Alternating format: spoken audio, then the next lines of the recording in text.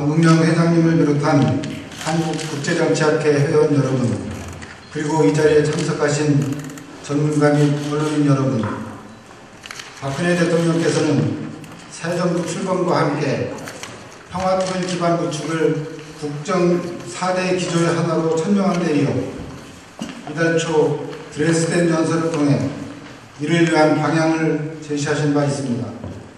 이러한 때에 민주평화통일자문회의와 한국국제정치학회가 공동으로 드레스덴 구상과 통일관 구축에 관한 전문가 토론회를 개최하게 된 것을 매우 뜻깊게 생각합니다.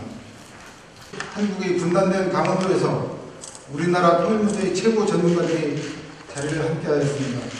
드레스덴 구상을 계기로 새로운 통일 담론의 방향을 모색하는 뜻깊은 자리가 되기를 기대합니다. 이러한 통일을 해나가기 위해서 가장 먼저 시작해야 될 것이 북한의 변화입니다. 북한의 변화가 없다면 통일은 시작할 수가 없습니다. 우리는 다른 표현으로 북한의 개혁개방이라고 얘기하기도 하고 북한의 국가 정상화라고 얘기하기도 합니다.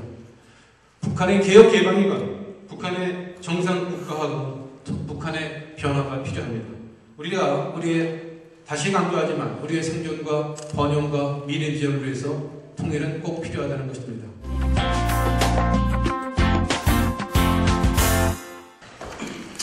저는 이 통일 개방론 그리고 드레스덴 선언이 나오게 된 배경 요인이랄까요? 거기에도 두 가지의 인식이 교차하는 데서 시작되었다고 생각합니다. 첫 번째는 국제 질서의 변화라든지 북한의 내부 변화 가능성 등이 통일의 기회가 열리고 있다는 그러한 인식을 주지 않았나 싶습니다.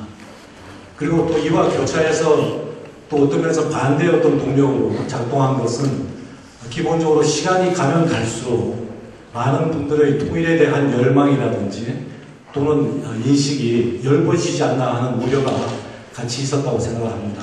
이 두 가지가 교차되는 그러한 상상 위에서 소위 통일 대박론이라는 정치적인 어떤 선언을 함으로써 통일에 대한 기본적인 인식의 전환을 강구한 것이 아닌가 그렇게 생각합니다. 그래서 조금 전에 사회자이신 이동 교수님께서 말씀하셨습니다만 통일 대박론에 대해서 실질적으로 언급하신 부분은 신년 기자회견에서 라고 말씀드리겠습니다. 그래서 신년 기자회견에서 말씀하신 게 이제 통일 기반 구축을 위한 세 가지 조치였는데 여기 중요한 것은 그 밑에 부분에 한반도의 새로운 미래를 만들어가는 것이라는 이 부분이 굉장히 중요한 부분이라고 저는 간주하고 있습니다. 사실 그 통일 대박론이라는 게 갑자기 나왔다기보다는 2013년 초에 박근혜 대통령께서 취임하신 이후에 통일에 대한 무관심이 우리 사회에 팽배해 있다는 이 굉장히 큰 문제점에 대한 인식을 심각하게 하신 걸로 알고 있습니다. 중요한 게 선거형 통일, 제가 이 책을 안 읽어서 잘 모르겠습니다만 사실 통일 준비는 제가 보는 이 네 가지 좀 유형을 나누는데 어떤 경우에도 우리가 대응하고 잘 대처하는 게 중요한 게 아닐까요? 그러니까 선거형 통일을 모델로 삼는데 사실은 저는 그때가 된다는 보장이 없다고 봐요. 그러니까 흡수형 통일, 지금 독일 쪽에 이런 것 같은데 독일 모델이라는 우리가 보면은 독일 모델은 아니지만 과거 90년대 사회주의가 그러니까 자본주의나 민주주의 전향과 전진주의와 거친주의 두 가지 모델인데 어느 게 낫다는 게 이제 막 논의가 많습니다. 근데 독일은 뭐 그렇게 할 수 없이 이제 급진주의적으로 그런 거 아니에요. 북한 핵 문제와 관련된 부분도 역시 북한이 미국이나 국제사회에 끌려가지 않겠다는 그런 입장이 지금까지는 명확한 상태인 것 같고 그런 상황에서 지금의 그 통일 대박론이나 또는 통일과 관련된 담론 접근법들이 과연 현실적인가 하는 부분에 대해서 좀 의문이 있습니다. 드레스덴에서도 이 말씀이 있었는데 남북 농업협력이 지금 대단히 강조되고 있고 또 외국의 NGO를 통해서 이 문제를 협력적으로 풀어나가겠다는 말씀을 강조하고 있는데 남북한 농업협력 현재 저희 경상남도 같은 경우에는 대단히 적극적으로 추진하고 있고 많은 좋은 모델들을 만들어내고 있는데 제가 생각하기에 한반도에서의 통일은 있거나 같이 있습니다만 단순한 우리 사회, 우리 체계를 단순히 학살하는 것이 아니고 새로운 국가, 새로운 뉴에이시아 되신단 말이죠. 뉴에이시아의 빌딩을 어떻게 줄 것이냐. 여기에 대한 우리 내부적인 합의. 다시 말하는 뉴에이시아 우리가 독립하고자 하는 그 국가의 모습에 대한 우리 내부적인 합의가 상당히 중요하다고 합니다. 중요한 건 우리 이 국제사회에서 한국이 이 통일을 능히 감당할 수 있고 가장 적합한 주제의 인식을 만들어가는 게 필요하다고 보는데 저는 그게 통일 외교의 핵심이라고 봐요. 적어도 우리가 주변국을 고려한 통일 방안을 추구해 나가는 과정에서 통일 비전이 좀 더 구체화될 필요가 있다. 그런 말씀을 드리고 싶습니다. 그 통일 비전이라고 하는 것은 단순히 특정 국가만을 대상으로 하는 것이 아니라 전 세계 그리고 주요한 우리 주변 국가들이 포용할 수 있는 우리 통일 한국의 모습을 그려내 주는 것. 우리 통일 한국이 어떤 모습이고 무엇을 지향하고 그것이 동아시아의 안정과 평화에 기여하는 국가가 될 것이고 이러한 비전을 제시해 줄 때 비로소 그들은 우리 한국의 그 통일을 지지할 수 있고 한국 주도를 당연히 받아들일 수 있을 것이다. 남북한의 운명공동체론으로 그 이야기할 수 있다고 생각이 됐는데 이거는 남한과 북한은 이상하지 못하고 붙어있기 때문에 북한이 잘못되면은 그거는 한국도 같이 망하는 겁니다. 북한이 흥해야지 한국도 같이 흥하는 거고. 그렇기 때문에 우리가 통일에 관심을 가져야 되고 남북관계를 우리의 전력을 다해가지고 관리해야 되는 이유라고 하는 것은 그거는 남북한이 운명공동체고 북한이 망하면 우리도 같이 망하기 때문에 우리가 이 문제를 관리해야 된다고 하는 거고 그 다음으로는 우리가 현실적으로 생각하자는 겁니다. 우리가 지금 보면 상상이 너무 자유롭습니다. 상상이 너무 자유로운데 현실적으로 지금 있는 남북관계의 여러 가지 제약들을 봤을 때 남북관계가 앞으로 어느 정도 수준에서 전개될 수 있는 건지 북한 정권의 성격, 한국의 정치체제나 그 경제체제의 성격으로 봤을 때 현실적으로 앞으로 남북관계가 어느 만큼 전개될 수 있는 건지 여기에 대해서 우리가 현실적으로 생각을 해야지 자꾸 너무 그 자유로운 생각을 하면 안 된다는 겁니다. 이 생각. 현실적인 문제들을 한번 짚어보면 사실 이런 통일 대박이 그 전에 그 통일 정책을 논의해왔을 때 너무 비용에 초점이 맞춰져 있다 보니까 이번 통일 대박이 나오면서 통일 편의보다 그 초점을 둬서 내용이 나오는데 여기서 두 가지 정도 짚어야 될 것이 뭐냐면 통일 비용은 보다 단기적인 기간 내에 소비가 된다는 것이고 통일 편익이라는 것은 보다 좀 장기적인 관점에 돌아온다는 거죠. 즉 통일 비용에 따르는 그 지불하는 사람과 통일 편익으로 인해서 받는 그 혜택을 받는 세대 간의 갭이 있다라는 점을 말씀을 드리고 싶고요.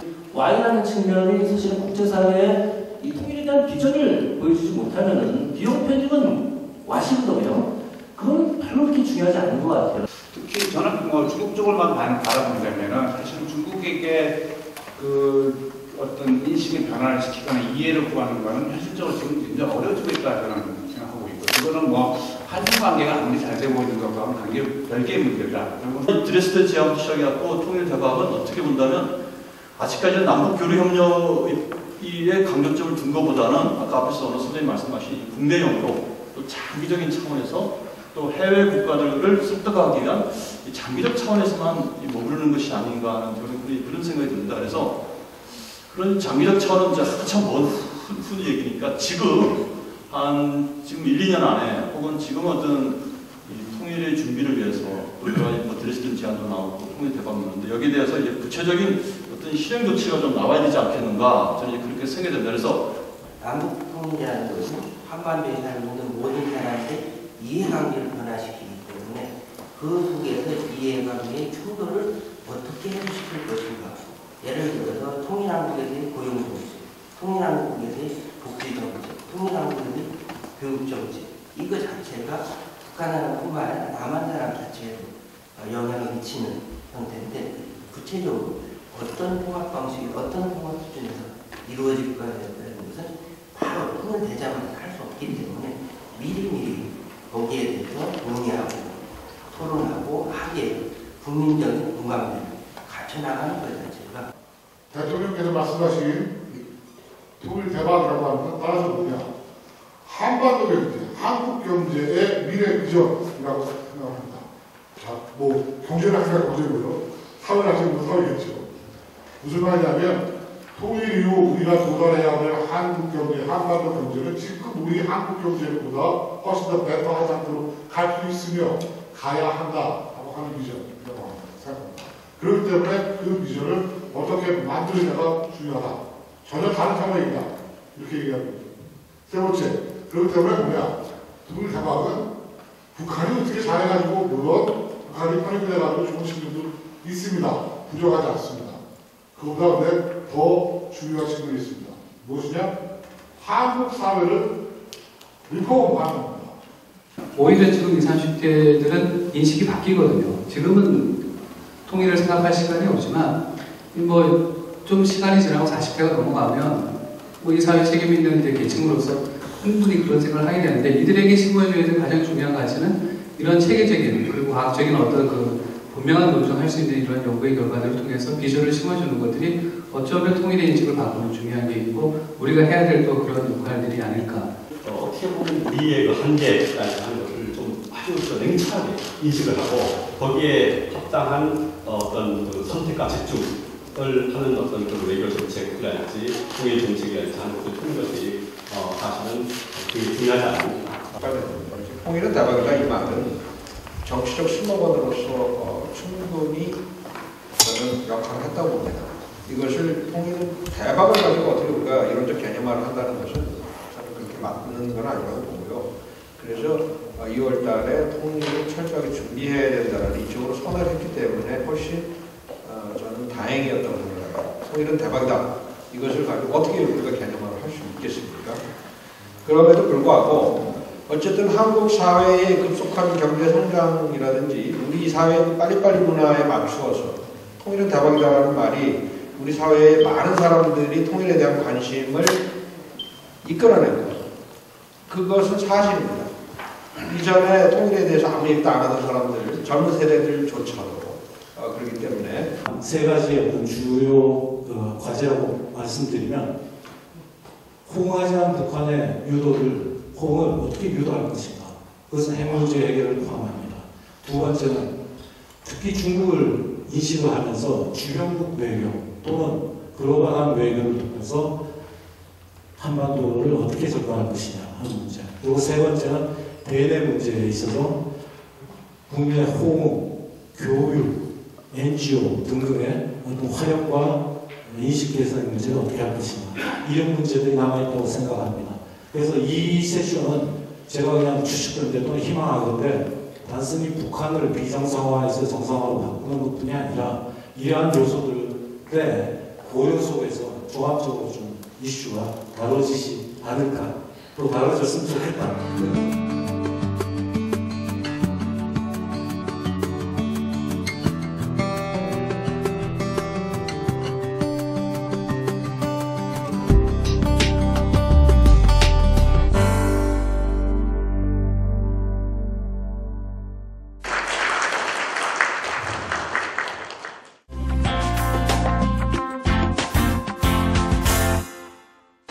정부 정책에 반영할 수 있는 그러한 제안이나 아이디어를 좀 많이 내주시기 바랍니다. 예를 들면 비판이 필요하겠지만 비판을 넘어서 비판만으로 끝나지 않고 좀 그 문제를 해결할 수 있는 이러한 것을 과감하게 좀 던져주시면 좋겠습니다. 제가 맡은 주제가 북한 체제의 정상화 그런 주제입니다. 정상화 얘기하는데 북한이 그런 비정상이라는 말이냐? 저는 그게 논의의 첫 번째 과정은 남북한 모두 다 비정상 상태에 있다. 왜냐하면 분단되어 있기 때문에 비정상 상태인데 남한은 상당히 정상 수준으로 많이 발전을 했고 북한은 그게 상대적으로 못 미친다. 그것이 가장입니다. 그리고 통일은 정책과 전략의 대상이지 도박의 대상이 아니다.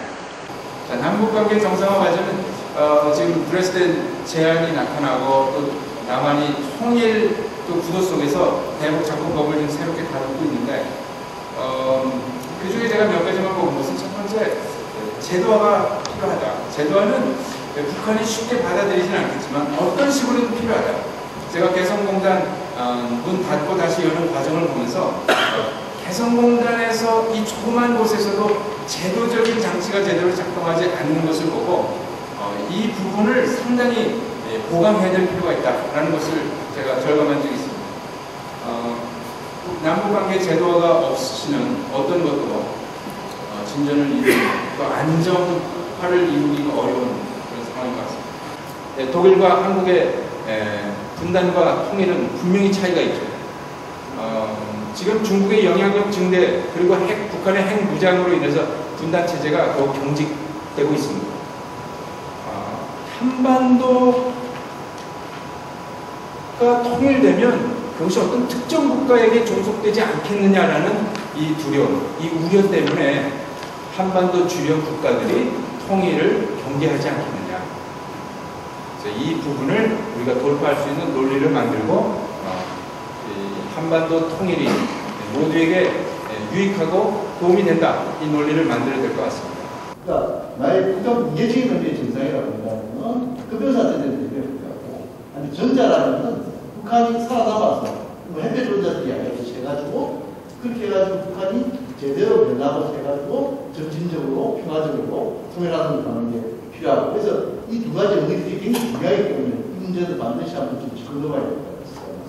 또 한 가지는 여기 이제 남북 교류협력사무소 설치를 제안했는데 저는 처음부터 남북 대표부 설치를 제안해도 된다고 생각이 듭니다. 왜냐하면은 지금 여기 뭐 남북 농업축산산림 복합단지 조성이라고 하는 것은 이건 제가 생각했을 때 사업이 시작을 할 수 있더라도 이건 성공하기가 무지 힘든 사업들인 거고 결국에 실패할 거가 많은 거고 인프라 건설하고 지하자원 개발하는 것도 이것도 정치군사적인 문제가 해결되지 않고서는 이거는 시작하자마자 실패하거나 아니면 여러 가지 복잡한 문제가 발생할 겁니다. 우리보다 먼저 통일을 이룬 독일의 경우에서 그럼 서독은 동독을 어떻게 변화시켰나를 왜 동서선언에는 1972년 이후에 기본법이 만들어진 이후로 어쨌든 그 관계가 계속 제도화 과정으로 발전할 수 있어도 우리는 예를 들어 91년도에 기본 합의서까지 만들고 비핵화 많이 아무리 남북관계 합의를 해도 이게 계속 그 휴식 조각으로 이제 전락하는 지금 대통령의 그 통일준비위원회나 또는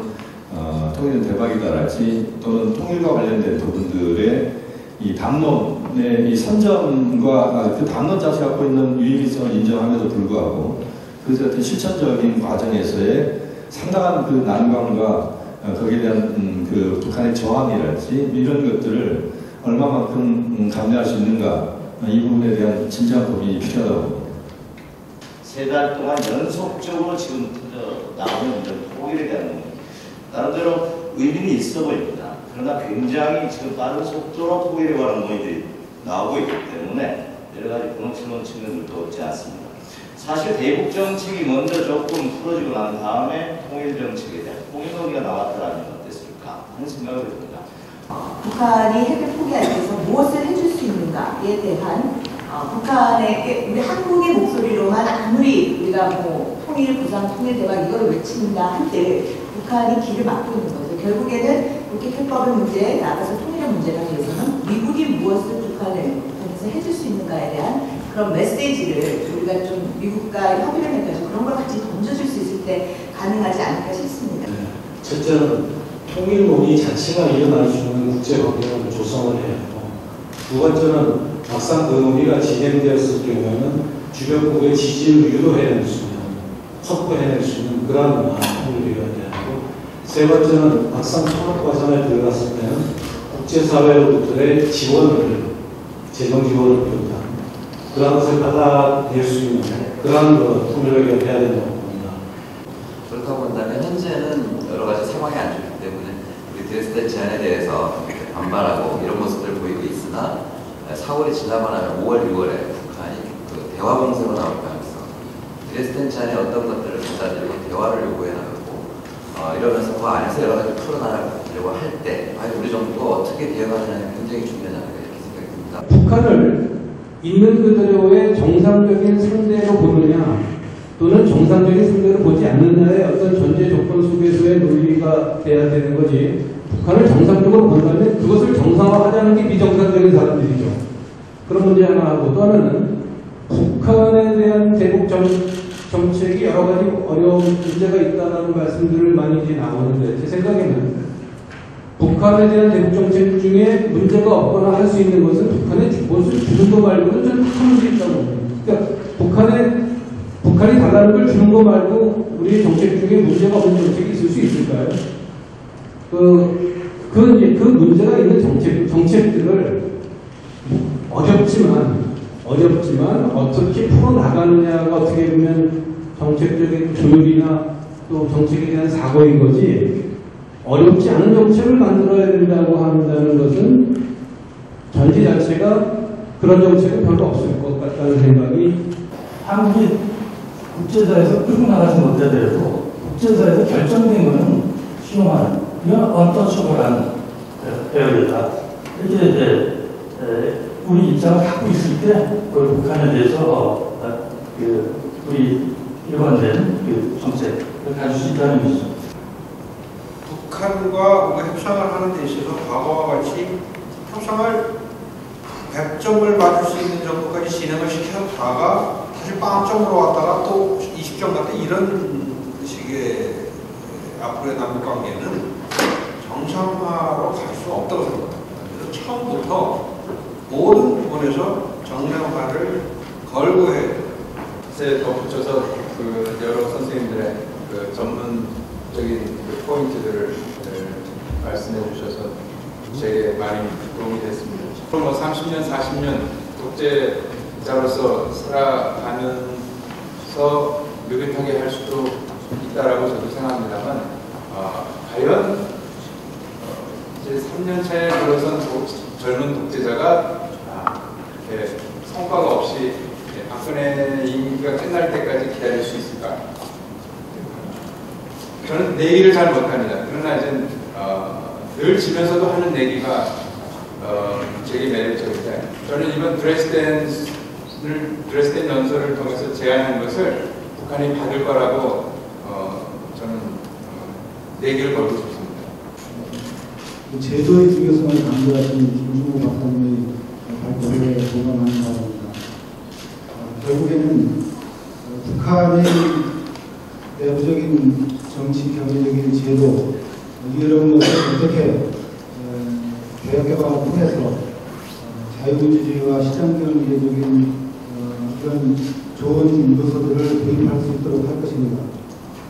그리고 남북 간의 관계를 어떻게 제도화함으로써 일방적으로 이를 훼손하거나 후퇴시키는 건 아닌 것을 못하도록 할 것입니다.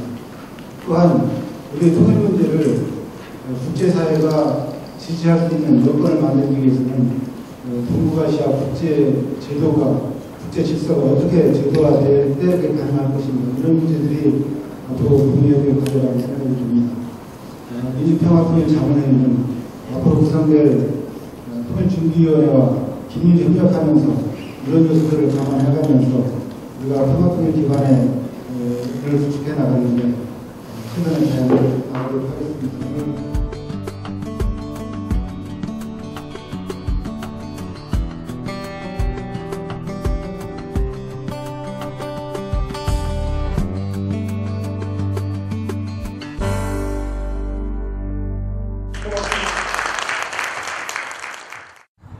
우리 사회의 통일대박론이 왜 의미가 있는지 한 번쯤 다시 한번 생각해 볼 필요가 있다고 봅니다.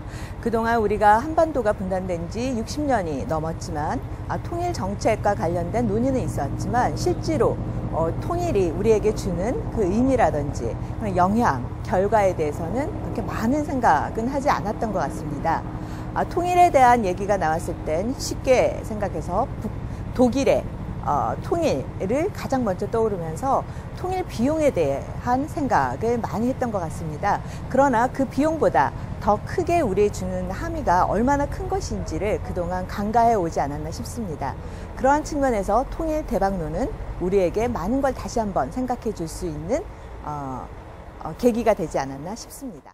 사실 통일 대박론으로 통일에 대한 관심이 이렇게 많이 높아졌을 때 민주평통에서 이렇게 전문가들을 모아놓고 이렇게 좋은 곳에서 이렇게 토론회를 갖게 된 것은 굉장히 뜻깊고 시기적절한 행사라고 생각합니다.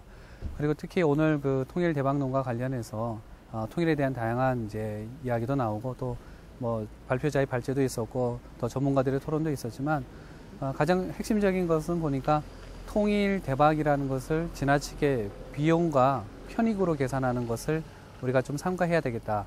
즉, 그러니까 통일을 비용이나 편익으로 본다면 사실은 통일에 대한 찬반 논란이 상당히 높아질 겁니다. 그러니까 이런 문제들 극복하기 위해서는 우리가 앞으로 국가 미래에 대한 통일 내셔널 빌딩 이런 부분에 대한 연구를 좀 더 깊이 해서 어떻게 통합할 것인가에 대한 연구가 좀 더 집중이 된다면 통일에 대한 매우 구체적인 비전이 나올 거라고 생각을 합니다. 그러니까 통일에 대한 구체적인 비전이 나와야 비로소 우리는 남북한 주민들을 설득할 수 있는 명분이 나오기 때문에 이 부분에 대한 연구가 앞으로 우리의 과제일 거라고 생각합니다.